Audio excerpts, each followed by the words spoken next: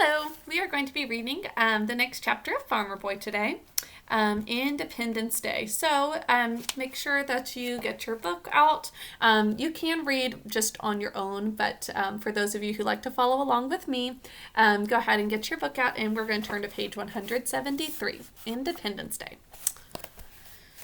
So Almanzo was eating breakfast before he remembered that this was the 4th of July. He felt more cheerful. It was like Sunday morning. After breakfast, he scrubbed his face with soft soaps till it shone, and he patted his wet hair and combed it sleekly down. He put on his sheep's gray trousers and his shirt of French calico, and his vest and his short round coat. Mother had made his new suit in the new style. The coat fastened at the throat with a little flap of cloth.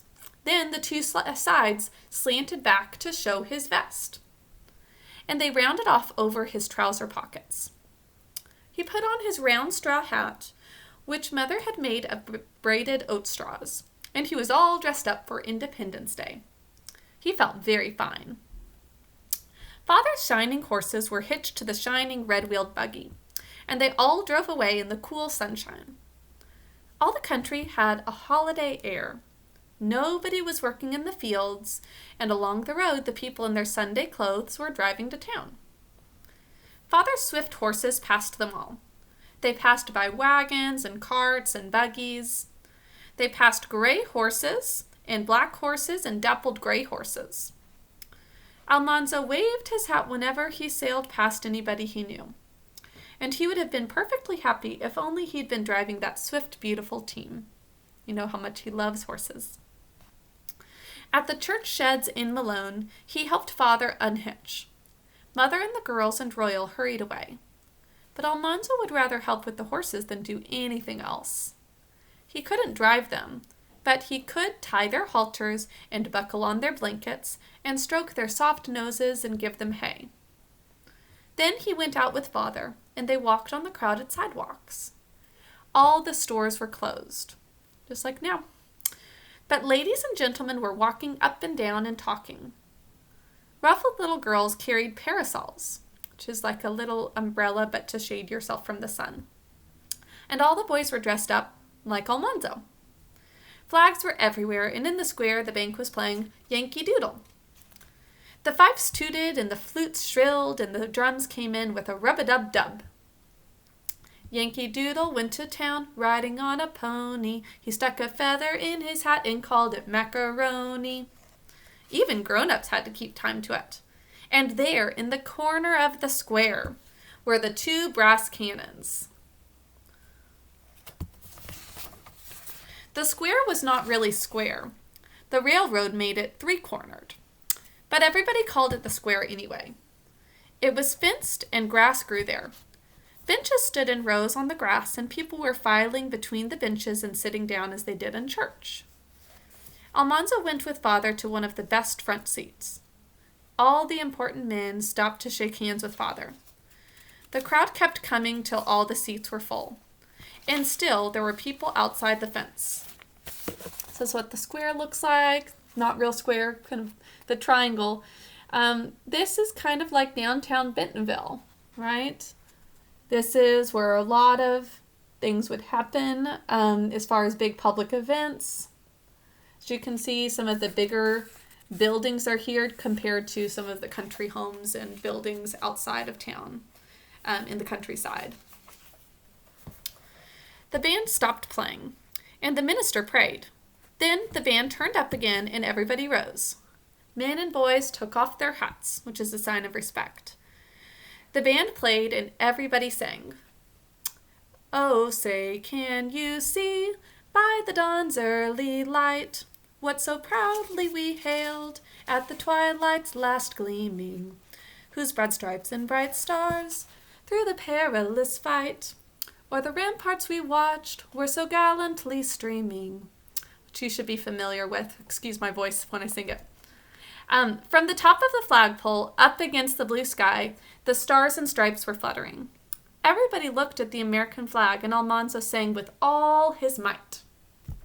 Then everyone sat down, and a congressman stood up on a platform. Slowly and solemnly, He read the Declaration of Independence. When, in the course of human events, it becomes necessary for one people to assume among the powers of the earth the separate and equal station, we hold these truths to be self-evident, that all men are created equal. So it's skipping over certain parts of the Declaration, but just including some to say, our country stands for all people being created and should be treated equally. Almanzo felt solemn and very proud, meaning proud of his country. Then 2 men made long political speeches. One believed in high tariffs, which is the payment made for trading, and one believed in free trade. All the grown-ups listened hard, but Almanzo did not understand the speeches very well, and he began to be hungry. He was glad when the band played again. The music was so gay, meaning happy. The bandsmen in their blue and red and their brass buttons tootled merrily, and the fat drummer beat rat-a-tat-tat on the drum. All the flags were fluttering, and everybody was happy because they were free and independent, and this was Independence Day. And it was time to eat dinner. Almanzo helped Father feed the horses while Mother and the girls spread the picnic lunch on the grass in the churchyard. Many others were picnicking there too. And after he had eaten all he could, Almanzo went back to the square. There was a lemonade stand by the hitching posts, which is where the horses were at. A man sold pink lemonade. Sounds very good right now. A nickel a glass, and a crowd of the town boys were standing around him. Cousin Frank was there. Remember, he's the one who's kind of full of himself. Almanzo had a drink at the town pump, but Frank said he was going to buy lemonade. He had a nickel. He walked up to the stand and bought a glass of the pink lemonade and drank it slowly. He smacked his lips, and he rubbed his stomach and said, why don't you buy some? Where'd you get that nickel? Almanzo asked. He had never had a nickel. Father gave him a penny every Sunday to put in the collection box in church. He had never had any other money. My father gave it to me, Frank bragged. My father gives me a nickel every time I ask him. Now, hopefully none of your parents do this to you, because that just makes you end up being spoiled if you get everything you ever ask for. You never appreciate anything if you get everything you ask for. Well, so would my father if I asked him, said Almanzo. So he's starting to feel kind of jealous and trying to compete with his cousin. Well, why don't you ask him? Frank did not believe that Father would give Almanzo a nickel. Almanzo did not know whether Father would or not. Because I don't want to, he said. He wouldn't give you a nickel, Frank said. He would too. I dare you to ask him, Frank said. The other boys were listening. Almanzo put his hands in his pockets and said, I'd just as lief ask him if I wanted to. Yeah, you're scared, Frank jeered. Double dare, double dare. Father was a little way down the street talking to Mr. Paddock, the wagon maker. Almanzo walked slowly toward them. He was faint-hearted, but he had to go. The nearer he got to Father, the more he dreaded asking for a nickel. He had never before thought of doing such a thing. He was sure Father would not give it to him. Do you think he will? He waited till Father stopped talking and looked at him. What is it, son? Father asked. Almanzo was scared. Father, he said. Well, son? Father, Almanzo said, would you give me a nickel? He stood there while Father and Mr. Paddock looked at him, and he wished he could get away. Finally, Father asked, what for? Almanzo looked at his moccasins and muttered, well, Frank had a nickel. He bought pink lemonade. Well, Father said slowly, if Frank treated you, it's only right you should treat him. Father put his hand in his pocket. Then he stopped and asked, did Frank treat you to lemonade? Meaning, did he get you some lemonade? Almanzo wanted so badly to get the nickel that he nodded, which was a lie. Frank didn't give it to him. Almanzo was not getting any of that lemonade before. Then he squirmed and said, "No, Father." So he told the truth after all. Father looked at him a long while. Then he took out his wallet and opened it, and slowly he took out a round, big, silver $50. So it's worth 50 cents, which is a ton. Remember, all he's ever had before is a penny that he had to give to his church. He asked, "Almanzo, do you know what this is?" "$50, Almanzo answered. "Yes, but do you know what $50 is?" Almanzo didn't know it was anything but $50. "It's work, son," Father said. "That's what money is. It's hard work." Mr. Paddock chuckled. "The boy's too young, Wilder. You can't make a youngster understand that." "Almanzo's smarter than you think," said Father. Almanzo didn't understand at all. He wished he could get away. But Mr. Paddock was looking at Father just as Frank looked at Almanzo when he double-dared him. And Father had said that Almanzo was smart, so Almanzo tried to look like a smart boy. Father asked, "You know how to raise potatoes, Almanzo?" "Yes," Almanzo said. "Say you have a seed potato in the spring. What do you do with it?" "You cut it up," Almanzo said. "Go on, son." "Well, then you harrow," which is their way of kind of combing out the field, spreading it out. "First you manure the field, and then you plow it. Then you harrow and mark the ground, and plant the potatoes. Plow them, hoe them. You plow and hoe them twice." "That's right, son. And then?" "Then you dig them and put them down in the cellar."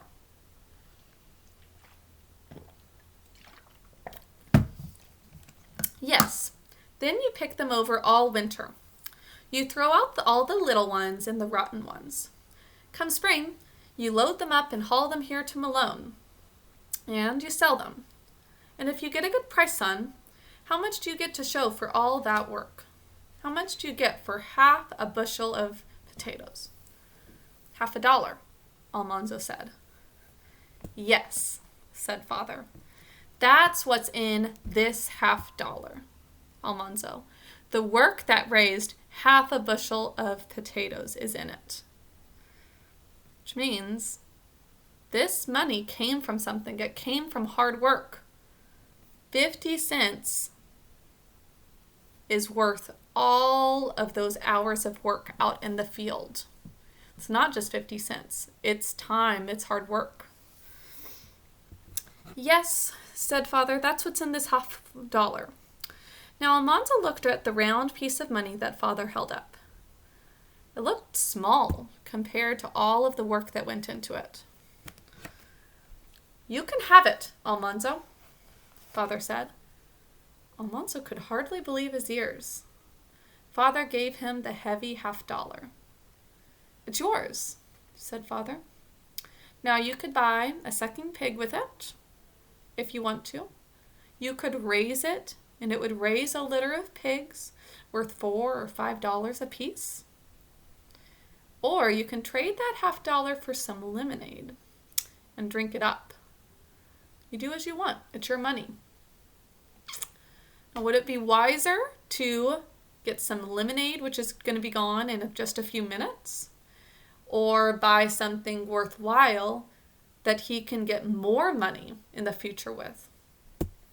It would be wiser to do the latter, to get that pig, because that's an investment and he will get more money out of it rather than it just going away. Almanzo forgot to say thank you. He held the $50 for a minute.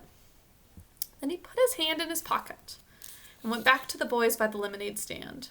The man was calling out, "Step this way, ice cold lemonade, pink lemonade, only 5 cents a glass. Only half a dime, ice cold pink lemonade, the 20th part of $1.